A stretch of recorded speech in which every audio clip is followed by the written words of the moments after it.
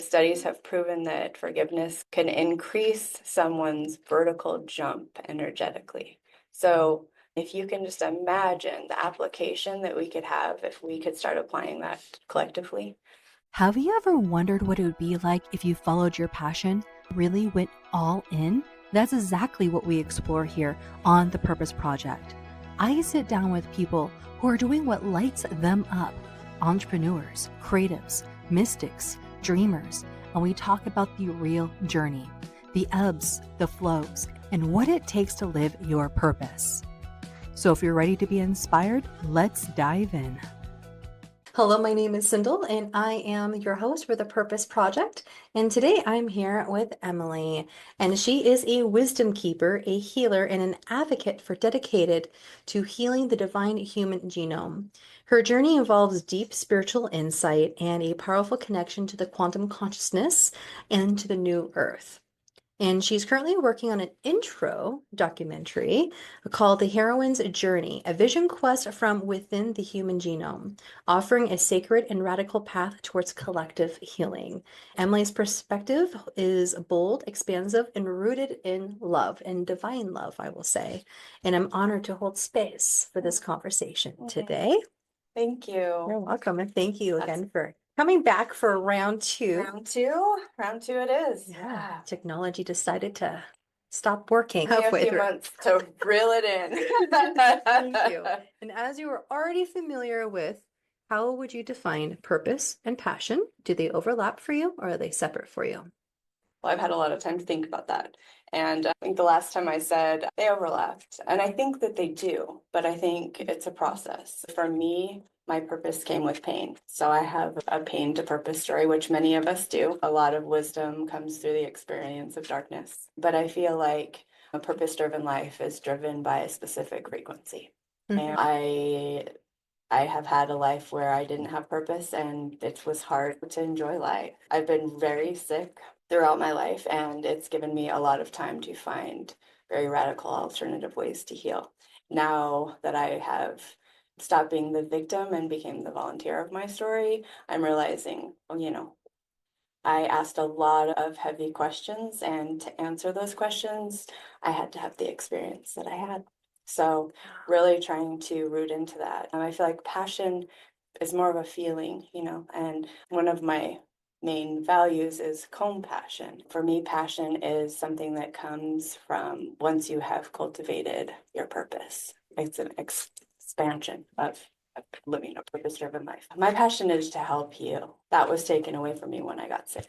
All wisdom comes from experience, and now I have lots of experience. I hope to use some of my free thinking, radical ways to help bring new information to the collective and help to raise the frequency of the planet. Yeah, I love that. And what a way of being an alchemist too, Oh, absolutely. right? And being able to take the wisdom that the mud has to offer The and thick mud. the thick mud. So, and sometimes it gets really, really thick, but being able to not be the victim and being stuck in the mud, if you will, and then that lotus never has the opportunity to bloom. Absolutely. Right. And so again, that's being an alchemist with taking the mud, the wisdom of the mud, and being able to use that to fertilize the roots to be able to break through and to bloom and to grow. Absolutely. And I think it also takes a lot of courage too, of being able to be brave enough to share the pain, be able to share the heroine's journey, be able to share the dark night of the soul. Absolutely. And this also, I would imagine, gives others courage to be able to do the same. And like you were saying, that a lot of us have this pain to purpose journey. Absolutely. So thank you. I was definitely a victim of my emotions. And, for me, what I realized is emotional intelligence is the way to having a healthier planet. Because if we're angry, if we're sad, if we're in any of the lower vibrational frequencies, we don't have access to being the co-creator of our own world and our own universe. And one of the later questions you ask is what would you say to someone who doesn't feel connected to their purpose? Yeah. For me, it was really getting in touch with my inner child and remembering as a child, what did I want to do in the world? You Yeah. know, like what was that? And for me, I had two parents who suffered with addiction and mental health and was raised by my grandparents. And I was an only child till I was 11. So that gave me a lot of time to think. Very deep, old soul. And I was terrified. I was terrified of being here again.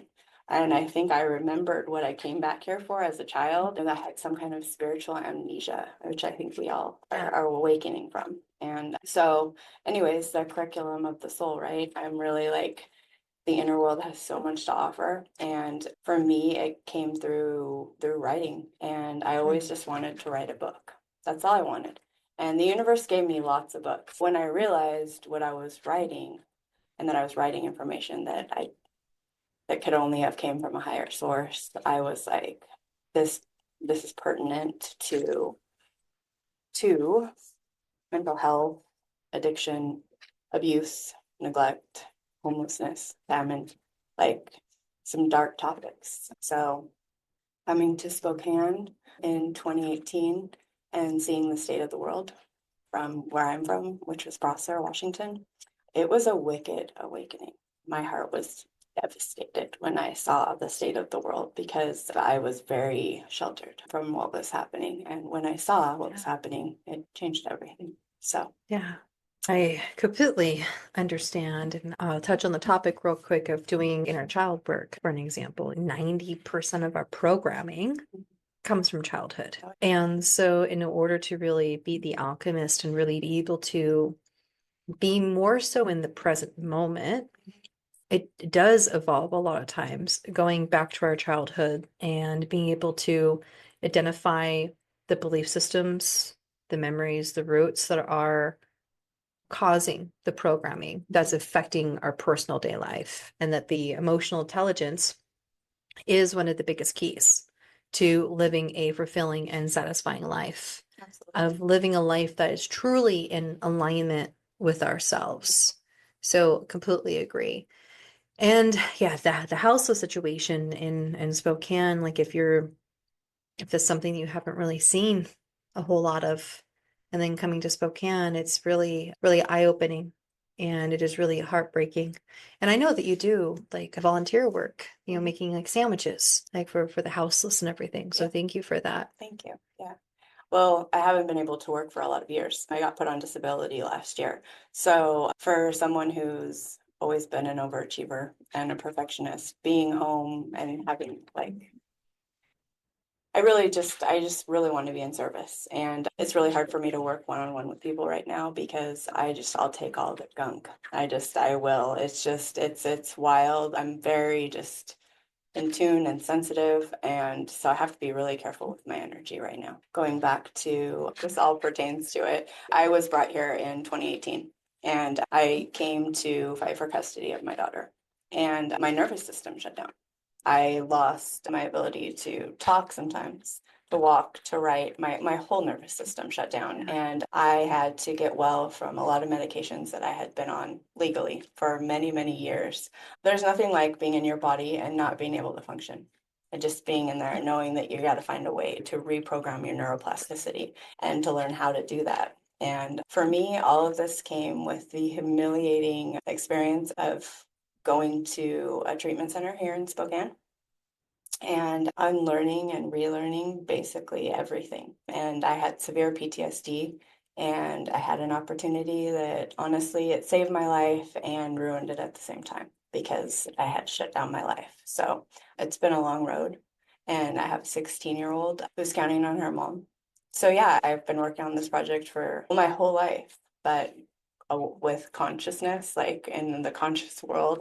I mean, I was unconscious, so unconscious that that's why my awakening was so profound, because I was like, oh, this is why I didn't want to be part of the world, because it's just I mean, we can all make our own worlds beautiful, but with the state of the world, it's really important that we all realize our interconnectivity and how everything we do does impact other people. So It's all related, because it's the hero's journey, and it's the experiences that, as you were saying earlier, is kind of like training, Yeah, if we choose it to be, right. where we can alchemize the mud that we've gone through. And so then this way we can better serve others. And then like talking about the nervous system shutting down, that's also a very real experience that you had. I mean, Right. no one should ever have to go through that. And I think that many other people can relate to that too, of being like in a state of paralysis and feeling trapped within our body. Yeah. Yeah. So the more that we can talk about this, the more that we can like normalize it. We don't want to normalize it to a point where we want people to stay there. Right. Now, this is why the work that you're doing is really important, but being able to normalize it enough where people like, okay, this is probably more common. And so then this way we don't feel isolated, we don't feel alone. Mhm. And then this way we feel safe enough to reach out Yeah, and get help. absolutely. So I do want to ask you though, like, what does living your purpose look like right now in your day-to-day life? They're listening, being very, very present and listening. It takes a lot of self-care. I'm basically raising my 16-year-old. I'm just in shared custody, but I'm in a situation where it's basically been given to me, and we have a lot of healing to do. We've been through a lot. And so really working on our inner landscape and using all the tools in my toolbox to help facilitate healing and help to show up as a light and space for other people, and just to be honest and true, and just be willing to be raw, because people need to just hear that they're not alone right now. And Absolutely. it's a lot. I do lots of therapy, lots of yoga, lots of, all the things. I'm still not well, so I spend a lot of time meditation, which is where, all of my information has cultivated from. Working on this introdoc, because I can see that there's so many things happening in the metaphysical and spiritual world right now that the mainstream don't see happening, that they don't understand. And, trying to stay in my lane, but also if new information or new knowledge or new wisdom that you think could help your community, I feel like that there's responsibility for you to come out and speak that. But it's like, who am I? And that's the best part, is that in 2019, I followed Ram Dass to becoming nobody. And so really just opened space for whoever I was supposed to be. And that meant dismantling everything that I wasn't. And boy, my ego structure built me a whole bunch of things I wasn't. So just trying to be really accepting and gentle, and using, New Earth's wisdom for the new human, because what leading neuroscience and, gut health, brain health, all these things that we have, that even just have been covered in the last 10 years or the last 20 years. There's so much information that's not integrated into our system and to what we understand, that I feel like it's very important, especially with the mental health crisis that we're having right now, because, mental health is where the addiction starts. And so I haven't really been well since 2007. And in 2012, my doctors did everything in their power to keep me out of pain. And one of the things that they did was put me on fentanyl. And I crossed over. And it wasn't an addiction thing at that point. It was them just trying to simply keep me out of pain. And I chose to come back. And part of coming back was knowing that there was going to be suffering, and that I was going to find answers to helping this crisis. So my brother has died from a fentanyl overdose, and just my life has been touched by so much addiction and mental health problems, that this insight just seems really, really important to me right now. And so I guess just showing up as a light to all the dark spaces is really important part of my purpose right now. And being that light for my daughter, because I want her to understand that finding her purpose will help her live a happier life. And she really is a mini me, a better version of she's a more healed version of me, but I very much am the generational curse breaker. And so she's watching me, and, there's an amount of depression that comes along with physical pain. And so just really trying to be mindful and gentle and do all the things that I wasn't doing before, and trying to look at myself from a cellular level and realize, it's about our mitochondria and just all the things that we don't think about, and how absolutely everything is energy, every single thing. And I think that's the way that we're going to heal. Everything is through energy and frequency. So, yeah. A lot to unpack there. The one bigger thing, I mean, it's all big, but the one thing that really stands out to me is being the generational curse breaker. Because again, I think that's something that a lot of people that are living right now, they are generational curse Absolutely. breakers. And they don't even realize that they volunteered for it. Many of them. I mean, we're doing some hard work right now. And then like not even on a personal level, but also as a collective, all as a collective, we're going through a dark night of the soul. I feel like that's the truth. I mean, there's so much darkness right now. And it's hard for me to comprehend that we're not all out here trying to be the best human that we can. That's just not, I mean, I want to believe that, but my life has shown me that that's not exactly the truth. Yeah. So I understand, because as someone like myself who also does my best to be the best version, the kindest version, the most compassionate version, the most understanding version that I can be. I mean, still human sometimes, but being able to be that best version, I do also really struggle with like understanding how people can be the people, how they can act. Like, how can someone go out and go unalive someone? How can someone go out and go steal? How can people like go out and go take advantage of their fellow like human? The other thing though to touch on too is that the youth and our kids, they are paying attention, exactly. And your daughter is a more healed version of yourself because you have done the healing work. Yeah. You've done the work. Yeah. And so she's still going to have her own healing to do. And, I think that our generation and even the youngest generation, like Gen Alpha, like they coming in by like a wild storm, right?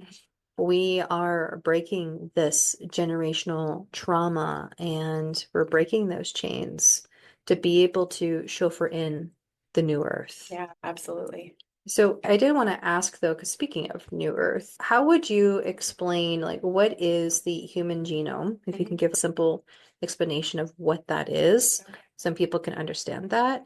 And if you can share a little bit about the intro documentary that you're making as well too. So I guess to talk about the human genome, I would just have to first bring up the number 47, because that's how I found out what the human genome was. I started seeing the number 47 in 2019, and it was so intense that I had to start studying it. Numbers meant nothing to me. I was not a numbers person, and now I'm just like, oh my gosh, this number, like the more still that you get with your inner world, the more synchronicities start to happen.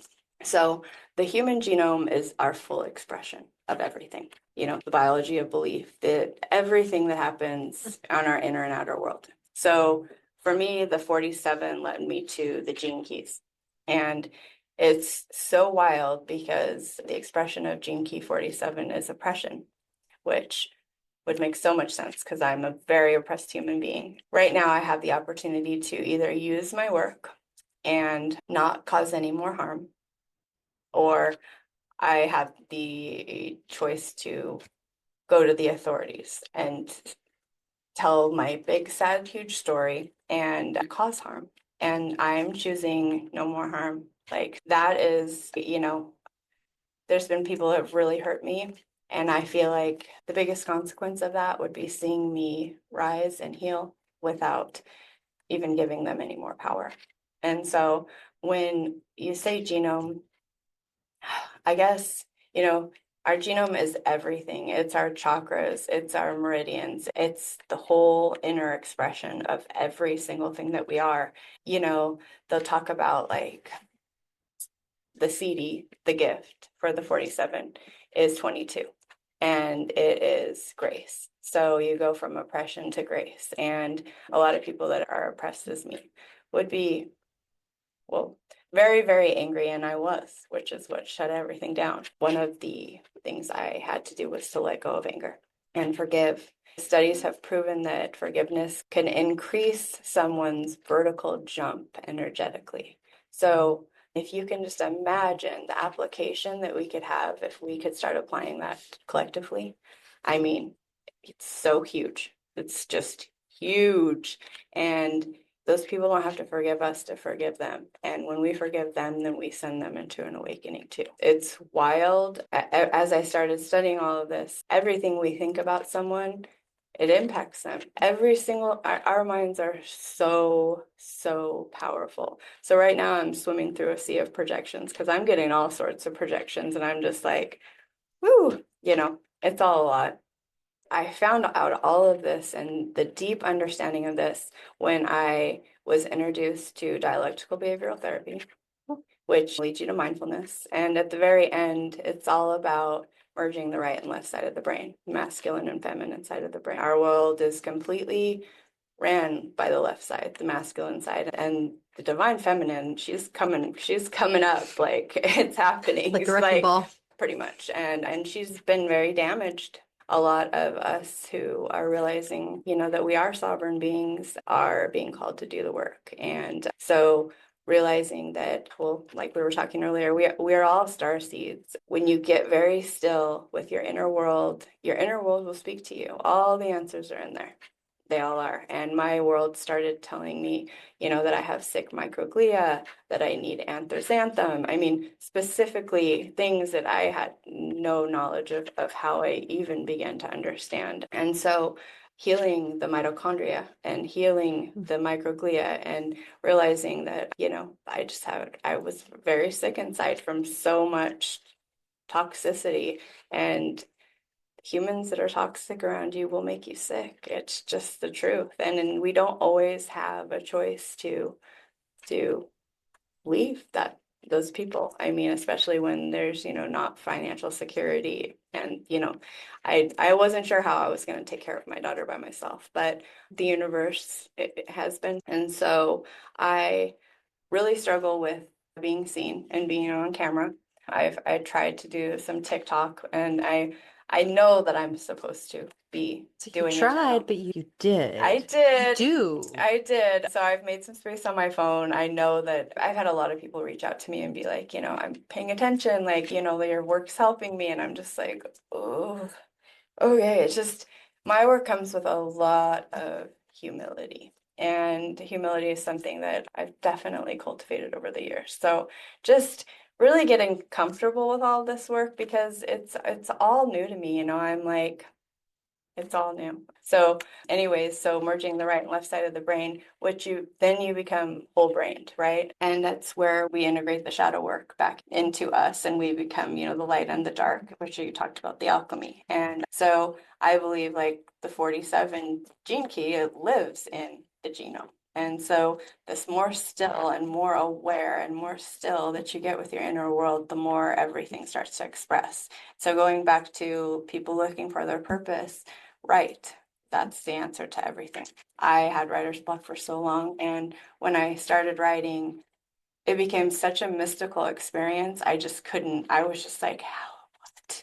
Like, I mean, the innate intelligence that we have, the universal intelligence that we have, the ability we have to connect to cosmic consciousness and any answers that we want to know. But you have to be really careful what you wish for because holy cow, I wanted answers to some pretty hard stuff. And that meant going through some pretty hard stuff. It breaks my heart that we have to have more like the YWCA that's here to protect women from abuse. So the abuse rate in Spokane is higher than in Seattle. And that breaks my whole heart. Yeah. And so, like you said, again, like our children are watching us and like women have been oppressed for so long and that doesn't need to be a thing anymore. It's 2025. Like we can talk about our gifts. We can talk about everything. People keep telling me, well, Emily, like, no one can hurt you now. And I think light workers have like an imprint, just like, you know, witches have an imprint, if they remember being hurt, in past lives. And when you get really still with your genome and you start to remember all the lifetimes that you've had before and past life regression and all the stuff. So it was always like, haste is waste and, you woo woo. And now it's like, it's quantum entanglement. Quantum physics is proving all of it. Oh. It's no longer, it's like, it's not magic, it's science, and that's the best part. So really my work is about integrating it all. Ken Wilber is he was considered the king of consciousness, and one of the energies I picked up on was his wife.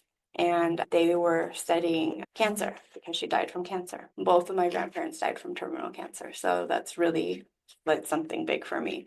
And so he works on the integral theory. And I didn't know why I was working on the integral theory, but now I do. And it's been very uncomfortable because, I go to a Buddhist temple, but I believe in all the things. And, you don't talk about God at the Buddhist temple, but you don't talk about Buddhism at the Christian church. It's just, I've done all of it. I've even went with the Latter-day Saints and just checked out. It's all relevant. It's all relevant. But like I was talking about division, like if we work for the light, we work for the light. Like it just needs to be that simple. And stop making it like you have to believe in this specific thing or this specific thing. So anyways, in the genome you find the Akashic records, right? And the genetic imprint of all the information since before time.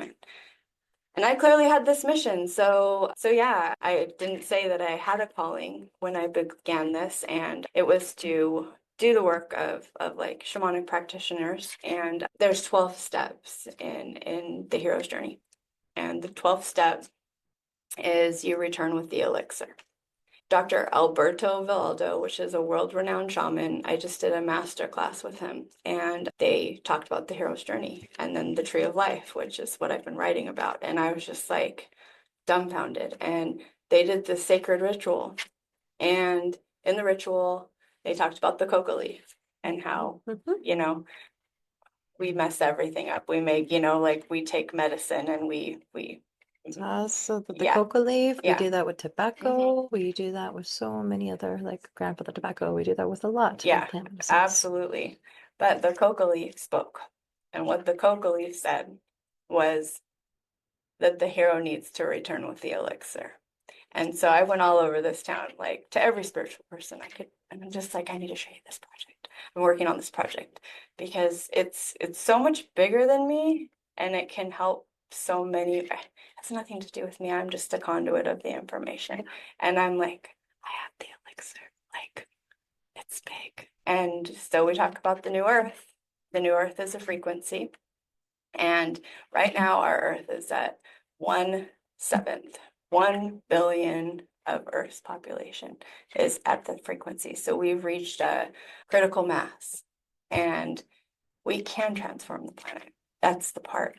We just have to know what we're doing and how to do it, and stop being afraid of ritual and ceremony, and realize that we are powerful creatures and that we have all the abilities that all the ancients have prophesized about. And all these prophecies are coming true right now. Yeah.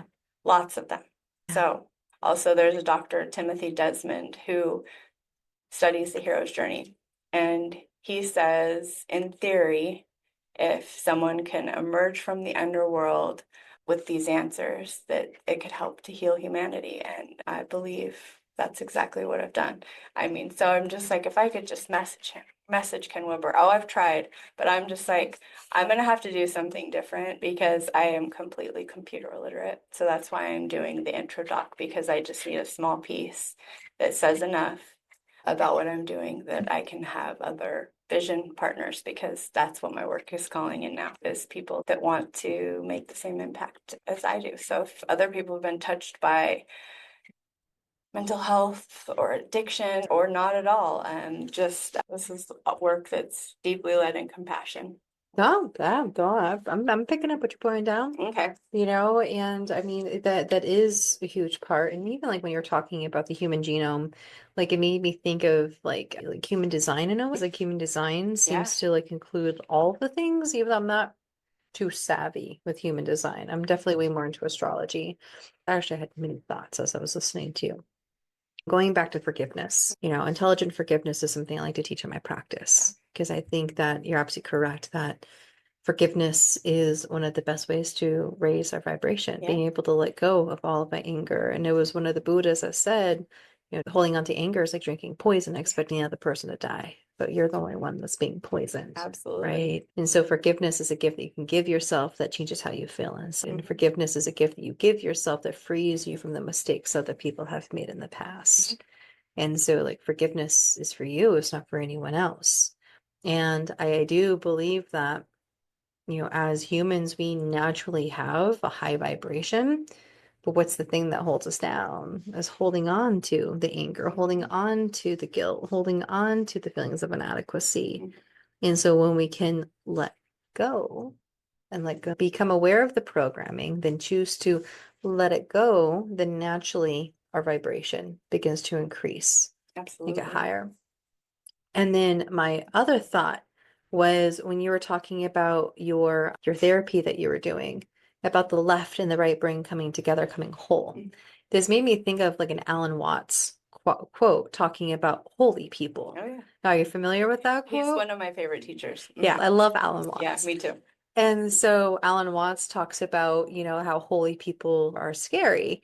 And it's because they're whole. They have integrated all of these different parts of themselves. You see like this multi-dimensional creature coming at you. Yeah, and nothing is going to stop them, Right. And so that really just again goes to show like the testament to the work that you're doing of being whole. And then by the process of being whole, you're also teaching others how to become whole and how to become holy. I hope so. I hope so. Shame runs so much of my life. Deepak Chopra, Dr. Alberto Villoldo, the other part was he spoke of the new human. And then in the Gene Keys, they speak of the new human. And so with the new earth, of course, there's going to be a new human. And it's not new age. It's just new information and new application. We're not living in shame. We're not living in all of these dark spaces that we have chose to live in for so long, especially females. So yeah, I think that the women are going to step up and start taking a place that's well deserved because we are. It's definitely happening. We are, yeah. I had a human that really tried to make me small for a very long time, and I didn't know I had any power. And now I'm just going like, what? Okay, I can do this. I took a lot of rewiring my neuroplasticity, a lot of meditation. The part is that it's the part that the elite know that mainstream doesn't know. All of this work, all of this knowledge, this ancient knowledge that's been hidden, or this secret knowledge that's been hidden. Normal people, they don't have time to think about this. They don't have it's just the cycle that they live over and over and over. And I mean, it took me years to just be like, it's okay. To not shame myself for not having a job because I like nice things. I haven't had a vacation for so long. I want the best life, but I had to put myself first and realize that I was going to have to do the work. And I have some pretty unfortunate health conditions. And I believe that through epigenetics and many other things, that those can be healed. So I'm on a mission to do that. I think I asked you last time if you'd read that book, Ask Yourself. Oh, yeah, by Pam Flower Day. Yeah, that has helped me so much. I wish she wasn't in retirement because I'm like, I need a reverend.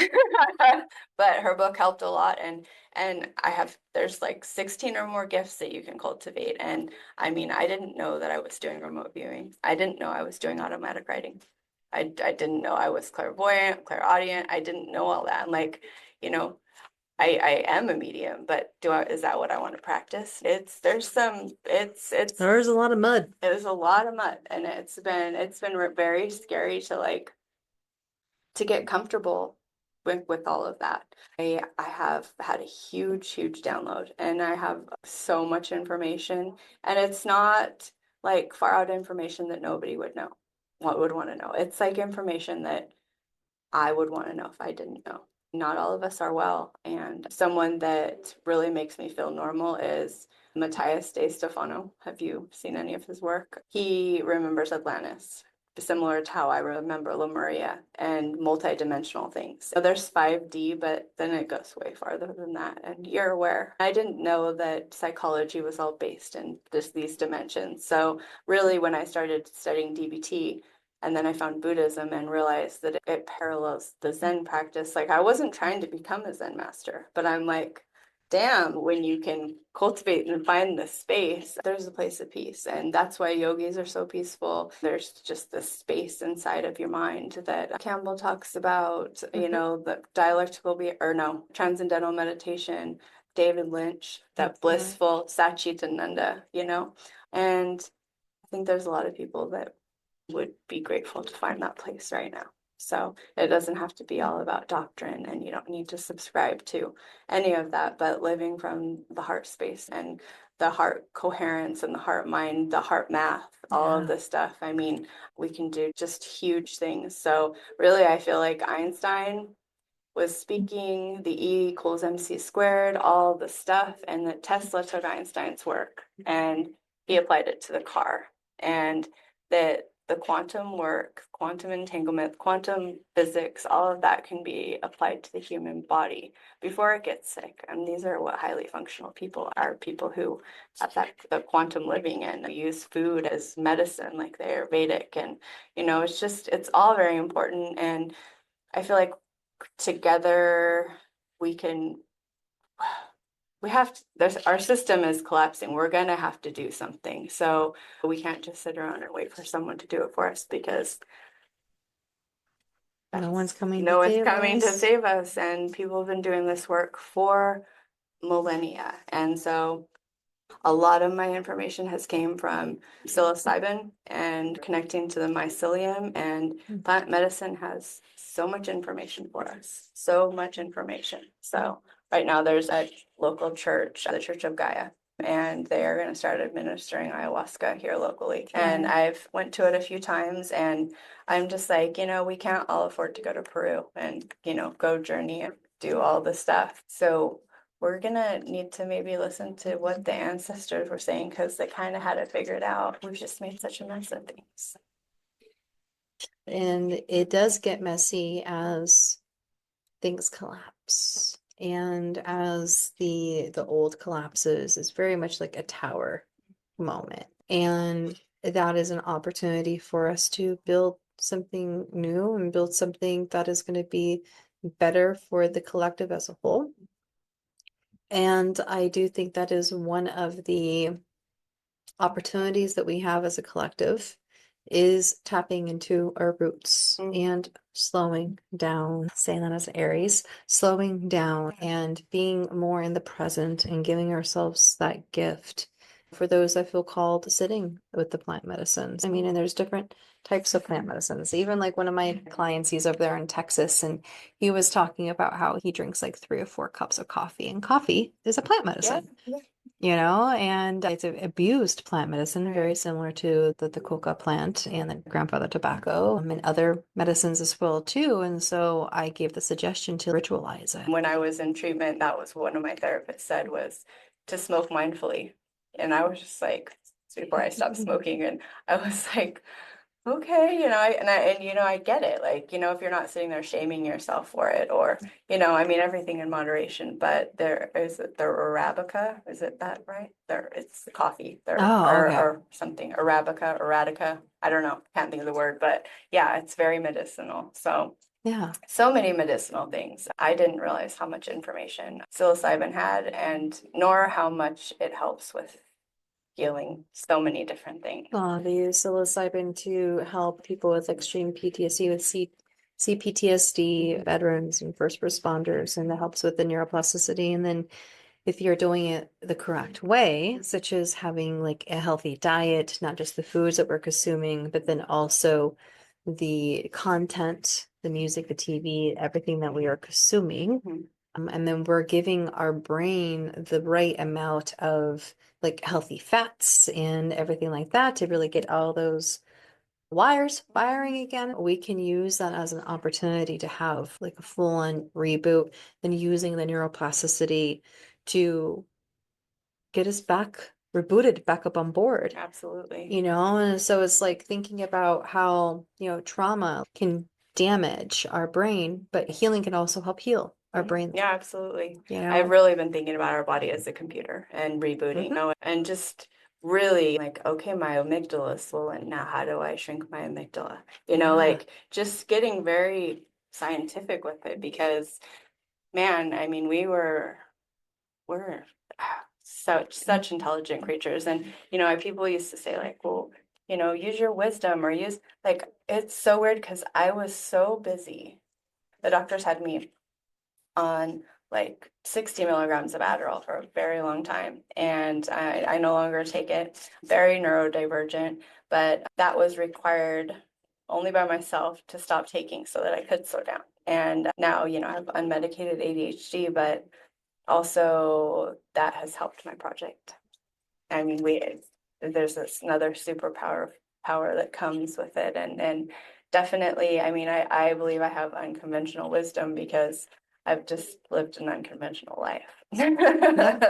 So yeah, and energy flows where attention goes, neurons that fire together, wire together, like meditation has absolutely saved my life and it will absolutely change your life. And strange things start happening when you meditate. I mean, it gets, yeah. And the crazy thing is too, is that we don't even have to like meditate like 1,000 hours a day. Right. It's like even doing like 10 to 20 minutes a day can really be life-changing where we're spending more time in the alpha and the theta brainwave state, really giving our brainwave state the permission to slow down and to just be. And then my thoughts keep running away from me. Well, you mentioned theta. So that's where I forgot to say that about the human genome. So Thomas Edison, he figured out how to create the light bulb through theta waves. Do you know that? No, I do know. He would take naps and he would, in the middle of the day, and he would use this vibration. He had like this techniques to help cultivate the light bulb. And so I used the Silva method to do, Jose Silva, like super genius. His work is insane. Anyways, I really feel like the vision that I saw was created with theta. And I mean, you're tapping into your inner genius and the more we can slow down our brain waves, I know I really connect to gamma because I'm just slow. Like I told you, I feel like I ate Eckhart Tolle. I'm just like when I first studied him, he's like, you don't have to be as slow as me, and not being able to use my feet for a year slowed me way down. But all of my illnesses have been the medicine. Every single illness I have has taught me something that's profound. And autoimmune it's awful. It's awful.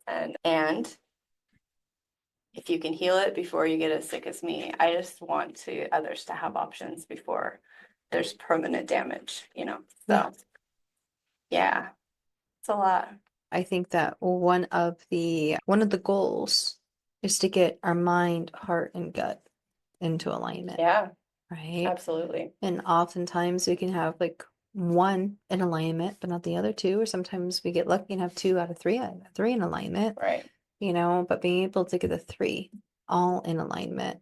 And that is really, again, slowing down the mind, being in the present moment, being able to lead with your heart, have a heart open. Yeah. And then also being able to tap into our intuition and knowing the difference between what intuition sounds like and feels like in our body compared to fear.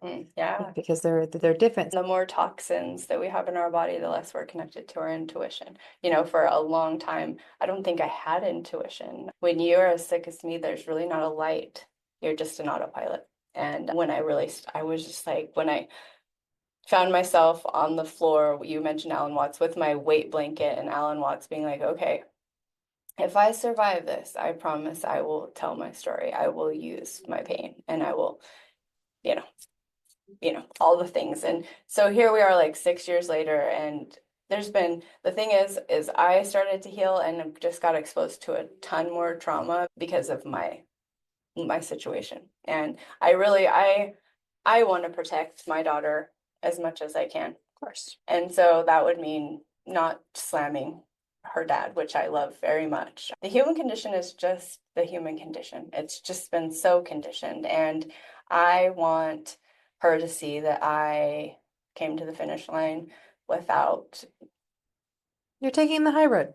That you're taking the high road, that you are in your integrity is in alignment with your actions. I think again, another thing too, that so many people like they say one thing, but then their actions are doing another thing. Right. Into young kids, into even young adults, like a 16-year-old, Yeah. like they see that and then it's conflicting. Right. And so it's being able to be in alignment Yeah. with everything that we do, say, think, and feel that increases our confidence, our trust within ourselves. And then it also helps teach the younger generation to be in alignment as well. Absolutely. And that goes back to the whole like vision and mission of your purpose Right. of being able to help empower people to continue to help heal themselves and then be able to raise the collective consciousness as a whole. Yeah. I do want to ask you though, so what kind of impact do you hope that your purpose has on other people?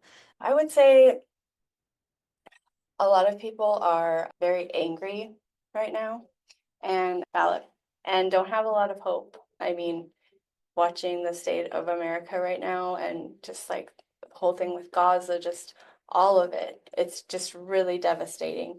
My premonitions have continued to come true. And I told my grandma in 2019 that I couldn't do my work unless the world shut down. And then 2020 happened, and she was just like, what? And so I hope that my story will help bring hope and insight to everyone, because as we heal the sick, I mean, the sick are part of us. Like, we're not different. And people who like were as sick as me were making huge imprints, genetic imprints, energetically. I believe like 26 feet out. I just hope that we can all realize that we need to coexist and that we are all one, the law of one. And as hard as that is for me, because I'm like, well, this person's an asshole and this person's an asshole. Well, somehow they're my teacher.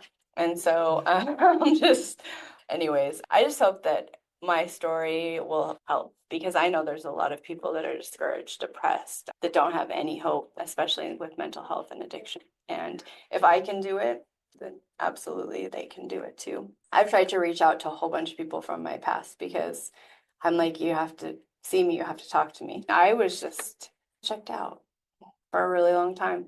And to see that I came back and rewired my whole neuroplasticity, and now I'm in this empty space, and it's a very strange space to be, but not thinking all the time is probably one of my greatest achievements, because my whole life my grandma would just be like, just try to enjoy this, try to be present, and I was always just sad. I was just sad. My soul was just sad. I think that there's a whole bunch of people doing this work right now. The greatest part of this is that there's some huge, brilliant minds that are doing the work that aren't afraid to be seen. And so that's why I'm just like trying not to be afraid of being seen, because I'm like, if I'm standing on the shoulders of those humans, then that's like the biggest gift.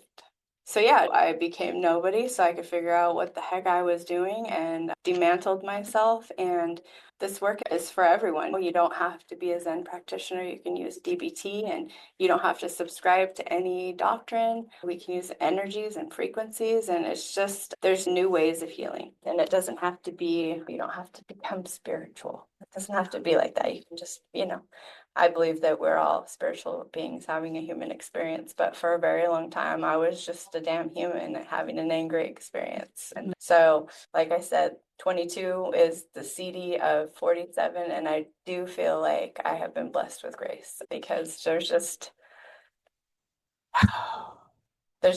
a piece about me that I didn't have before. Yeah. I mean, again, a lot of different things to unpack there. This has been brought up a couple of times that like science nowadays is just now starting to confirm what the mystics have known. Yeah. And so if someone does subscribe to, the woo, if you will, then that is just a permission slip, but you don't need to be, and really it comes down to knowing thyself. Absolutely. And to know thyself, it's kind of like letting go what no longer serves you. And in the process of that, it's kind of like becoming nobody, because in the process, you're rediscovering and re-remembering who you are. Yeah. And by doing that, letting go of what no longer serves you, letting go of the belief systems, letting go of the programming, being in the present moment, being still, and again, knowing how powerful we are, Oh, that we are absolutely. tenacious manifestors, and we can like Absolutely. manifest like anything that we put our mind and our heart to. Absolutely. Absolutely. And, and being able to use therapy, like Yeah. therapy's amazing. Absolutely. No, it's amazing. And I remember thinking like, what is a therapist like? A therapist, like, they're not gonna be able to help me. Like, but holy cow, like hypnotherapy, therapy. I mean, when I realized what the frequencies can do, I mean, hypnotherapy can help anyone on such a profound level. And so, the quantum field, and it's quantum science, scientific intelligence, it's all the things. And I feel like artificial intelligence is helping us rise, because you can just ask them anything I'm talking about. You can just ask Chat GPC and they'll be like, yes, but and it's just going to help my process, because before you would have had to go do all the research and all the Google, all the information, and now I feel like good things are happening and things are dismantled for a reason. The frequency of all of it is here. I feel like Mayan calendar's over, the Bible, and this is our time to recreate something that's brand new, because we are the master builders. And this is the information I want the kiddos to know, because if I would have known what a powerful manifester I was as a child. So if we're going to do vision boards, and let's watch our vision boards bloom, it's just so amazing. But when you're around mean people who shrink you and dissolve you, you forget that you have any control over anything that you're doing. And so I had a big dream, and it was to help make an impact on the world. I made a promise, and